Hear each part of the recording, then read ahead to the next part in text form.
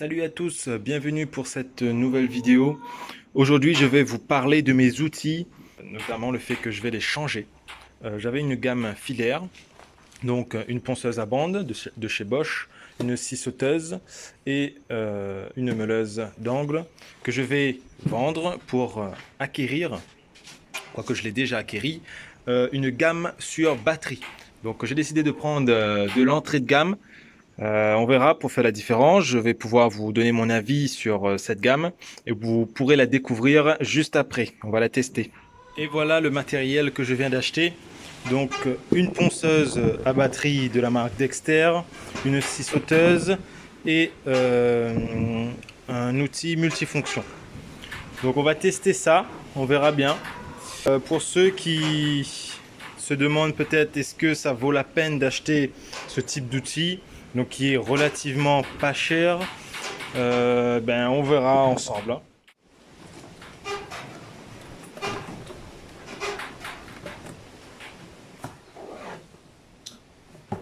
Et voilà la bête. Donc on va tester, j'ai acheté un grain 80.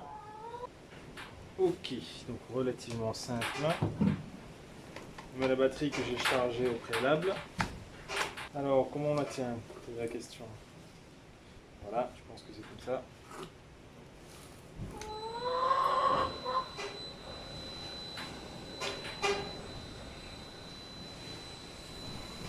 Et voilà, je suis au niveau 1. Je me disais aussi, j'avais peur, je me dis quoi, c'est tout. Mais bon. Allez, on va le tester sur un morceau de bois. Par contre, juste, je suis droitier.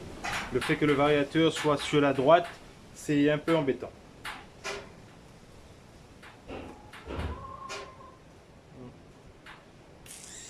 Ouais. Donc, c'est parti.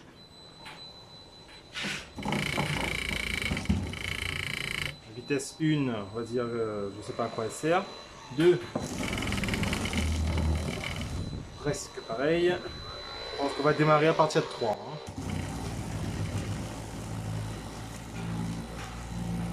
3.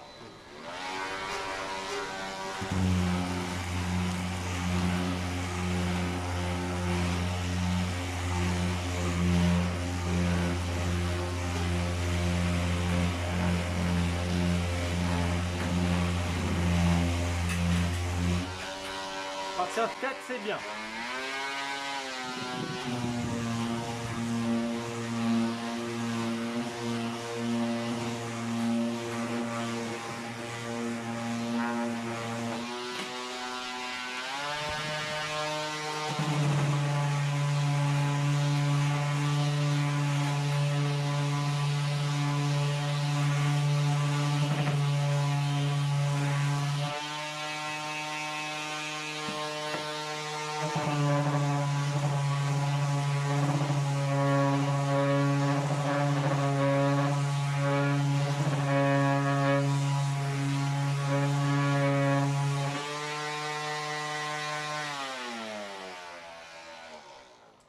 Bon, ça reste quand même pas très maniable, assez difficile à prendre en main. Et pour le résultat, bon, vaut mieux se mettre au niveau de préférence 5. 6 c'était peut-être légèrement trop fort, je sais pas. Donc, entre 5 et 6, bon, jusqu'à 3, c'est quasiment inutile, quoi. Hein. Donc voilà. Voilà le résultat.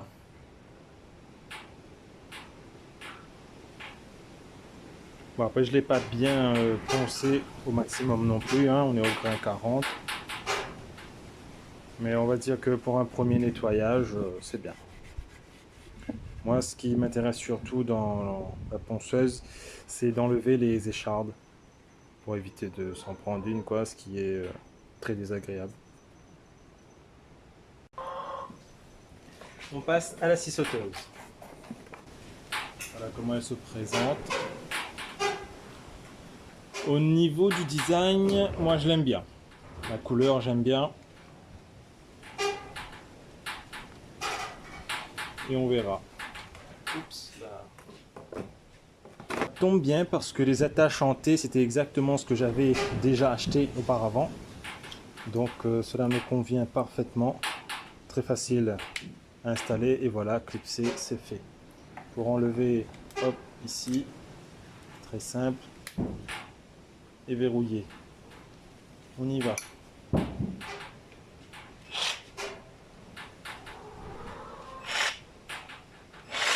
Un petit cran de sécurité. Il n'y a pas de variation de vitesse sur le modèle.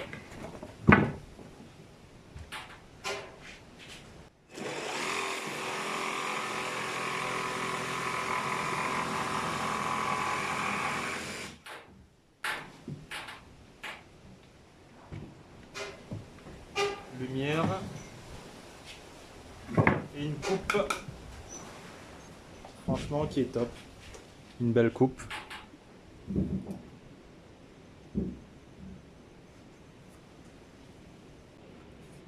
qui est bien lisse. Franchement je suis très satisfait, la puissance qui est délivrée est suffisante pour couper. Donc là on est sur du bois de palette, on va dire qui est quand même relativement tendre. À voir peut-être pour les autres bois si j'ai l'occasion de travailler avec ou pas. On verra sur la langue, je vous tiendrai informé pour la suite. Et livré avec un raccordement pour l'aspirateur. Ça va être utile. Mais sachant que je n'ai pas d'électricité, il faudra trouver un aspirateur sur batterie et ça c'est compliqué. Et voilà, maintenant on va essayer l'outil multifonction. Bon, j'ai eu un peu de mal à comprendre ce nouveau système. Niveau 1. Ok. Niveau 3. 4. 5. Et 6. Bon, on va commencer par ça du niveau 3. On va essayer de couper ce clou de palette.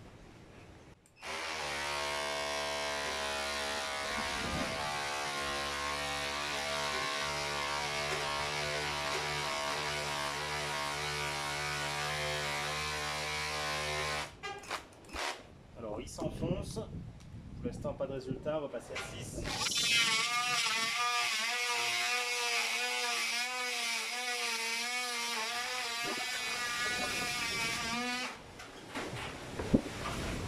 Alors on voit que ça s'est découlé, je pense qu'il y a un clou qui a sauté.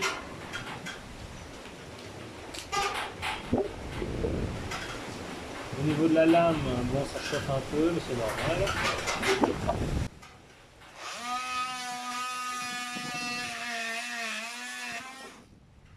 Et voilà le travail. Les deux clous ont sauté. On va tester par ici.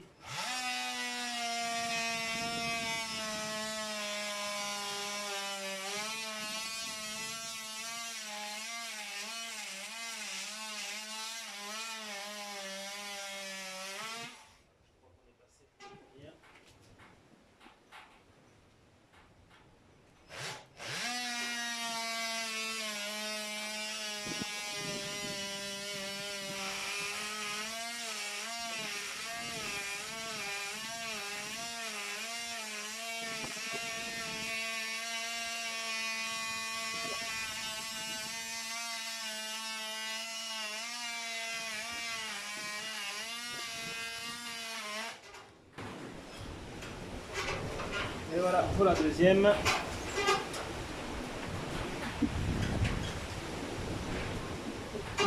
Par contre les dents, ils ont déjà pris un coup là. 3 petites dents qui sont cassées. 2. Ouais, c'est très chaud.